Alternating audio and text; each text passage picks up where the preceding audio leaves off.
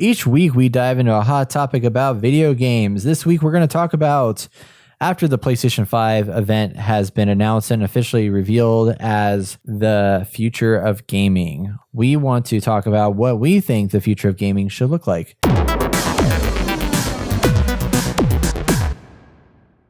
So we've talked about in the past what we want for the launch titles of the PS5, but in this case, we're just kind of looking more from a broad perspective of what we think the future of gaming should look like. And as always, if you enjoy this content, please like, subscribe, and bang that bell, because it's really helping out. We appreciate that.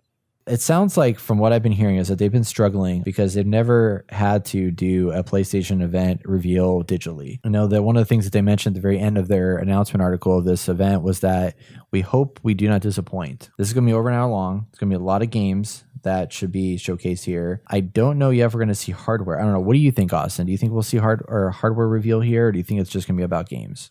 Well, I know you looked up and saw last year they didn't actually release what the hardware was going to look like.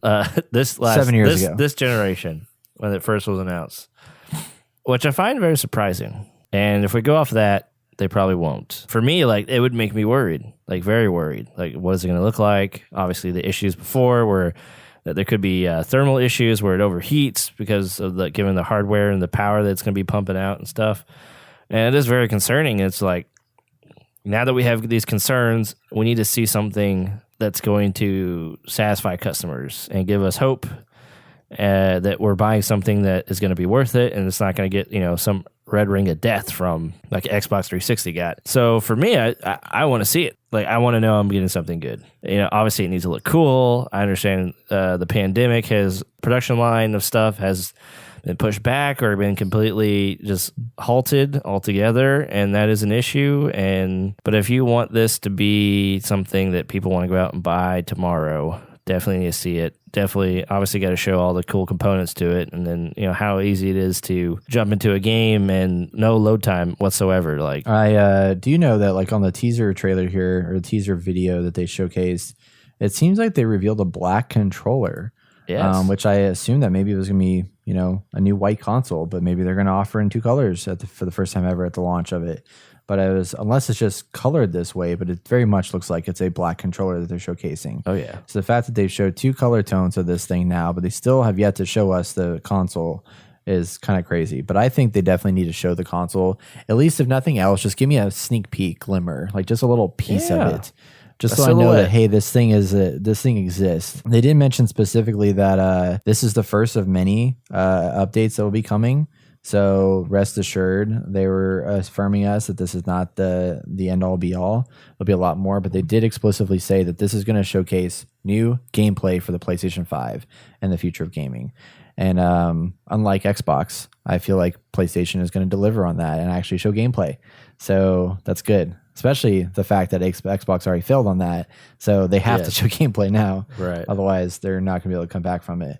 There are some news articles out there that are posting kind of what we're looking to see with this, some like obvious reveals and things of that nature. We have all the things that we've already heard about, as far as like games and stuff like that go with third-party titles. Like we got, Valhalla and things of that nature. But what's curious to me is what like first party titles we're going to see. Chances are we're probably going to get some Horizon Zero Dawn 2, but what else will be there? Quite certain of that, but there's definitely a lot of rumors floating around, things that people have talked about. I'm wondering if we'll even hear about God of War 2 this early in development, or if it's going to, like, if we're going to get any reveal on that or not. But I don't know, what would you want to see? Like, is there anything that, from the lineup of just PlayStation generally, like what would really like put you on cloud nine? Definitely a tease to God of War. A tease to Spider-Man, maybe even a new Uncharted game, maybe even the game that we don't know we want yet. A new IP that could come out. I don't know. Let's see. They've already tackled samurais. They've tackled like Lara Croft type game, mythology type game. Maybe we should see a space type game or something, a futuristic space game. Because I know they haven't explored multiplayer yet, which. Maybe they don't need to, but, that would be interesting to see them come up with something like that. I feel like multiplayer has always been an afterthought for them for all their first-party titles. Yeah, I think I'm most excited about, honestly, the things that we just haven't heard from. A lot of stuff that I'd be okay with them exploring. Like, I'd be okay with another Uncharted, but I'm also okay with not seeing that again. Like I still like the idea. Like the Lost Legacy, I think was great. That they veered off from the main character and like went a different direction with it. But I would love to see just something like what impressed me so much about Ghost of Tsushima is that, we saw Sucker Punch go a completely different direction with that game. Or that new game that they've never touched before. You've never seen something from that studio. And then like Obsidian, for example, like we've seen them transition so many different directions lately, from the Outer Worlds, which is the RPG. I mean, they made the original Fallout, so like that's not really a surprise, but they also have a big game called Pillars of Eternity 2 that is a completely different type of game.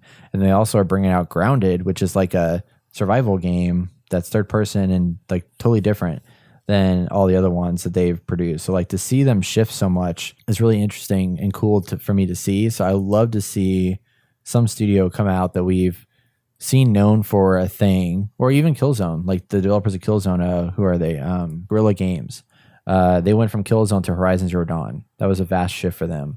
So seeing one of these studios that we've heard of, like what I would actually like to see is like I feel like the team behind Days Gone, I think it's not Santa Monica, that's God of War. Whatever the team is that did Days Gone, like that game, I felt like, from what I've heard, it was a great game, but when it came out, it just didn't get the love it deserved because there was a lot of like low points and they felt like it was too long. So therefore, it just overall got kind of a bad reputation. But I think there was a lot of good stuff in that game that I kind of almost want to go back and play it just to see what it's all about. Because I mean, look, I just went back to Ghost Recon Breakpoint. That was a terrible game, supposedly, and now I'm into it, and there's a lot of shitty parts to it, but it's still very much an exciting, engaging game when you're playing with friends. So I'm curious if Days Gone would give me a different experience. I want to see something like that where like you have a development team that is known for a thing, and they come out of left field with this new technology and just blow us out of the water with something they've never done before. What would be exciting for me is if at this PS5 reveal event, we see gameplay from Elden Ring. That would be sweet, yeah. Or maybe that would be. Well, obviously, the speculation would be kind of running on was maybe we get a Silent Hill game announcement. There's a lot of talk of that, yeah. Like that would be amazing. I mean, they're going back doing all these horror games. Like this fits perfectly in this little trend they're doing right now with remakes. Mm-hmm. I don't think it'd be a remake, but it definitely. Well, that would be awesome if it was a remake. But I think they could do a lot with a new story and stuff. Well, I was going to say, what would you rather have, a remake or a brand new game? Well, obviously a remake because I haven't played too much of Silent Hill. I've played just a little bit here and there at a friend's house back in the day, but not really anything crazy. But I mean, I can see how some people will see remakes just getting old because there's just so many right now. I don't know. I would like to see them do. I know when they announced. So when I went back to look at the PlayStation 4 reveal event, they spent an hour and a half talking about the new features of this console and all the great things it was going to do and how it was going to change gaming. Like they talked about how they want to make taking video and sharing video as easy as taking screenshots are, which now we're at a point where it is super easy. Like they definitely delivered on that, which I thought was pretty crazy to look back then, and that you weren't really sharing a lot of video clips, but now it's just like second nature, just like share a video clip and pop it up on the internet. It's super easy, all seamlessly. And then they were talking about social sharing, and then they were talking about the menu UI and the the new way to navigate through the UI and all the different like social features, party chat, all that stuff, all built into the new system. And then they went in and talked about games, and they showcased Knack, they showcased Killzone, they showcased Destiny, they showcased Watch Dogs 1.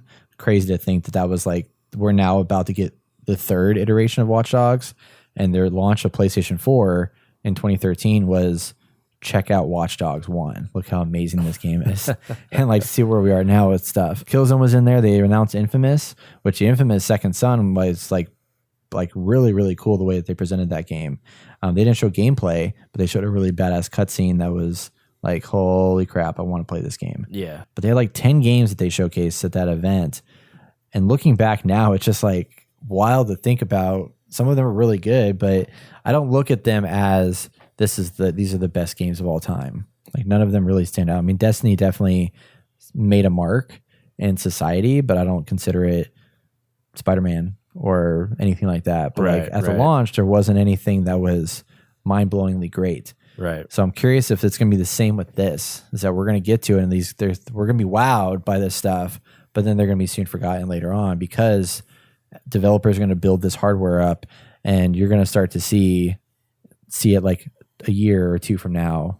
Now that kind of going off of that a little bit, but now that they're doing the PlayStation Studios like thing for like their first party titles, we might see a game plan for like games they want to release, or like just how like Marvel Studios like, we're going to release this movie this time and this at this time and this and that time, and 3 years later it'll be this game, and maybe we'll get like some kind of forward thinking planning graphic that we could see and be like, oh, I'm so pumped, like this is coming out, and I just really built that hype up for PlayStation gamers, because I think that would just make us fall in love. Like, we're already getting excited about things that have barely been announced.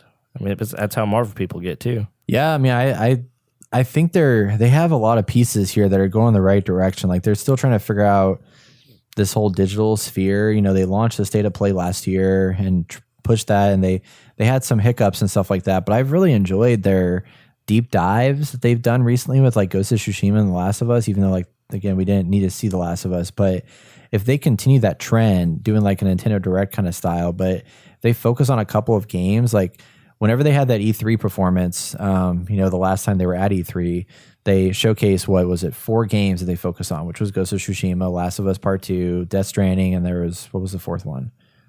Days Gone, right? No. I think so. But anyway, they had 4 games that they showcased, and they dove deep into those games. And I enjoy those deep dives a lot more than I do like, here's like 30 trailers that are like 2 or 3 minutes long. Yeah. And I also enjoy those things, but like when Nintendo, they're like, we have 100+ games we're going to showcase, or not Nintendo, Xbox, 100+ games we're going to showcase during this event. You look back at it and you kind of think about it, and you realize there's only about 5 that you really care about. Yeah. Yeah, the rest is just BS. Yeah. And I think this is, if they can get a rhythm going with the State of Play situation where, every couple months we have like a big heavy hitter, like here's a game that is coming, you should be excited about, and here's why. I mean, I would love to anticipate that every month, every 2 months, something to showcase. For sure. I mean, if they do anything like Nintendo, because the Xbox wants to do quantity over quality. We got all the games here, right? And that's great. I don't think it's the best strategy. We got all the games, but not our games. Just all the other games. Exactly. And I think Nintendo is that great middle ground that PlayStation could look at and be like, this is how we should do it, where they have their quality games that they like, but they also, spot all the indie stuff that they know people will like. This month, here's, for example, like, Super Mario, whatever. Cool, like that's awesome. Next month, well, here's some indie games, or like the next 2 months, like here's some cool indie games that you might like. It's like, oh, okay, cool. And then that third or fourth month, like boom, here's something awesome that we love from Nintendo, a real Nintendo game. They just keep that flow going, and I think it works very, very well. I would like to see PlayStation lean into the indie market, because I feel like they don't. I mean, there's definitely a shit ton of indies that exist on the PlayStation market, but you don't really ever see them like capitalize on the fact that there are so many there. Like, they don't have a indie showcase or anything like that. They don't necessarily need to, but it would be kind of cool to see them lean into their indie partners a little bit more, right? In some form or fashion. I think it just goes to show that Nintendo has carved out a niche for itself. There's a certain style to some degree, an audience that enjoys the content that they have decided to put on their eShop. And PlayStation's online shop is kind of like Xbox in a way. It's just like there's a bunch of games on there. Find something cool. Dude, and nothing's really hit off like Rocket League has. That's true. And if they were to curate a little bit more, maybe it's these semi-cinematic games that are like B level games, or something like that. And they're shorter and, just more concise, tell a story, kind of cinematic. That might work more. I don't know. Like, just finding their audience for that. I know people get stuff from there all the time, but we never hear anyone talk about, like, oh, look, I got this cool game from the PlayStation Store. While, the eShop for Nintendo is, very specific to that. Like, some of those games you're only going to find there. Yeah, I feel like if I'm going to be browsing and finding something new on the PlayStation Store, it's due to a sale, or it's due to I just need to buy something right then and there, but it's going to be like a AAA title. It's not going to be a indie darling that I'm going to pick up off of there or anything like that. Whereas I'm more intentional in the Switch store to like browse through every single game that gets released and see if it's worth my time and wishlist it if I need to.